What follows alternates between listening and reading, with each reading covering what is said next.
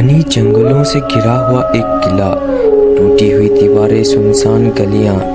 दिन के समय पर ये एक ऐतिहासिक जगह लगती है, लेकिन ये सूरज डूबने के बाद यहाँ की हर एक नेगेटिव एनर्जी, पैरानॉर्मल एक्टिविटी का खेल शुरू हो जाता है।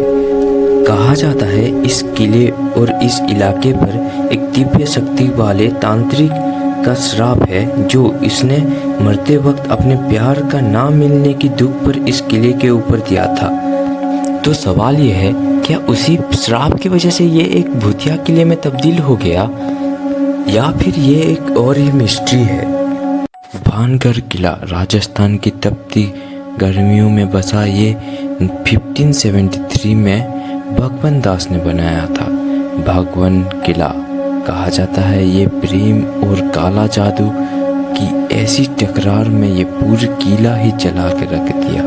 भानगढ़ किला की मशहूर कहानियों में से एक राजकुमारी रत्नावती की।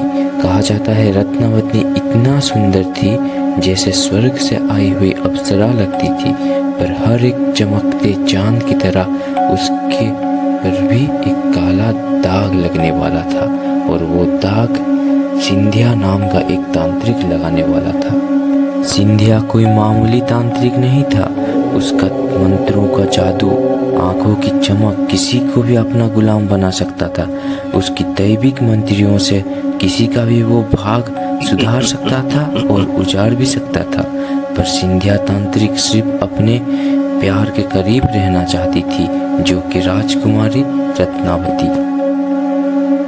लेकिन सिंधिया तांत्रिक ये भी जानता था कि साधारण तरीके से राजकुमारी को पाना नामुमकिन था, तो उसने राजकुमारी रत्नावती की प्यार को पाने के लिए अपने तंत्र विद्या का प्रयोग करना का सोचा।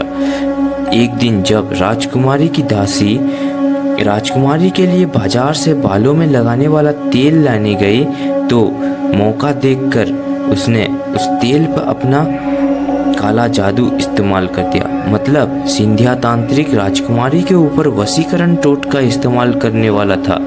सिंधिया सोच रहा था जैसे ही राजकुमारी तेल इस्तेमाल करेगी अपने बालों में, तो राजकुमारी सिंधिया के वश में आ जाएगी।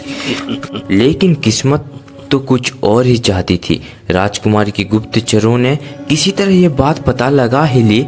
रत्नावती ने उस तेल की शीशी को बाहर फेंक दिया और वो जाकर के एक पत्थर के ऊपर गिर गया, और सारा तेल उस पत्थर पे फैल गया।